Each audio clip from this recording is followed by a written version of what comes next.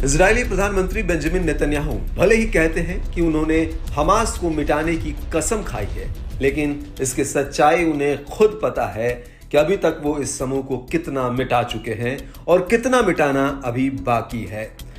साल भर से ज्यादा समय से युद्ध चल रहा है और अब तक इजराइल किसी निर्णायक नतीजे के करीब भी नहीं पहुंचा है, जबकि अमेरिका इजराइल की हर तरह से मदद कर रहा है।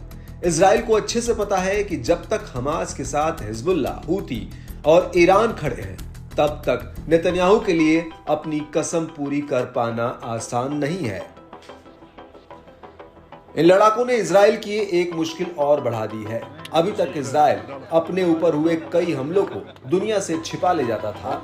अब ये लड़ाका समूह इजराइल के उस कारनामे की भी पोल खोल दे रहा है। अब हमास और हिजबुल्ला इजरायली ठिकानों पर किए गए अधिकतर हमलों की रिकॉर्डिंग कर उसके वीडियो फुटेज जारी कर रहे हैं। हमास की सैन्य शाखा अल कसम ब्रिगेड ने गाजा में इजरायली सेना पर हमले का फुटेज जारी किया है। इस हमले में उन्होंने एक इजरायली कमांडर को भी मार गिराया है।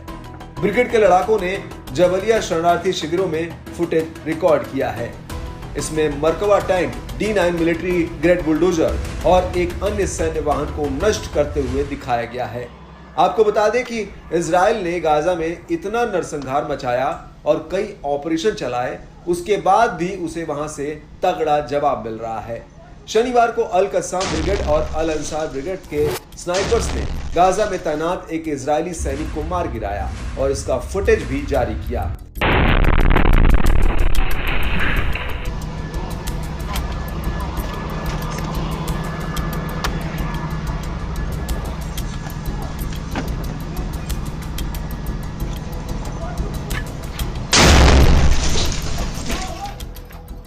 बाद में इजरायली सैन्य कमान ने सैनिक के मारे जाने की घोषणा की।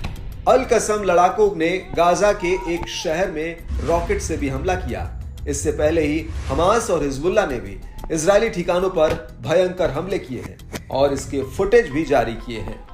हिजबुल्ला ने तेल अवीव इलाके में इजराइल के महत्वपूर्ण बेस कैंप पर हमले का फुटेज जारी किया है, तो हमास ने सशस्त्र समूह अल कसम ब्रिगेड द्वारा गाजा में इजरायली डिफेंस फोर्स यानी IDF के टैंकों पर हमले का फुटेज जारी किया है।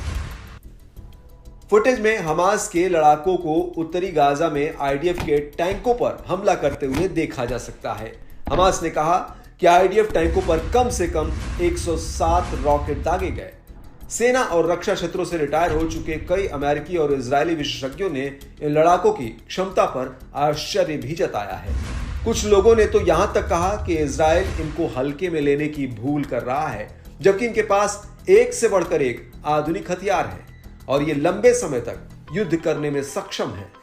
इससे तो यही लगता है कि नेतन्याहू को अब हमास को मिटाने की जिद छोड़कर युद्ध खत्म करने के दूसरे विकल्पों पर विचार करना चाहिए। इजराइल के साथ ही ये बात अमेरिका को भी समझनी होगी, जिससे कि विश्व में शांति स्थापित हो सके, क्योंकि इजराइल ने जब भी जितना बड़ा हमला किया है, उसके कुछ दिन बाद ही हमास हिजबुल्ला ने उसके ठिकानों पर और बड़ा जवाबी हमला किया है और आज तक करते आ रहे हैं। यानी इन समूहों के पास न तो हथियारों की कमी है, न लोगों की। हालांकि अब यह भी माना जा रहा है कि लंबे समय से चल रहे इन युद्धों में जल्द ही कुछ बदलाव देखने को मिल सकता है, क्योंकि अमेरिका में सरकार बदल गई है। अभी तक जो भी हो रहा था वो बाइडेन के इशारे पर हो रहा था और अब कमान डोनाल्ड ट्रंप के हाथ में है।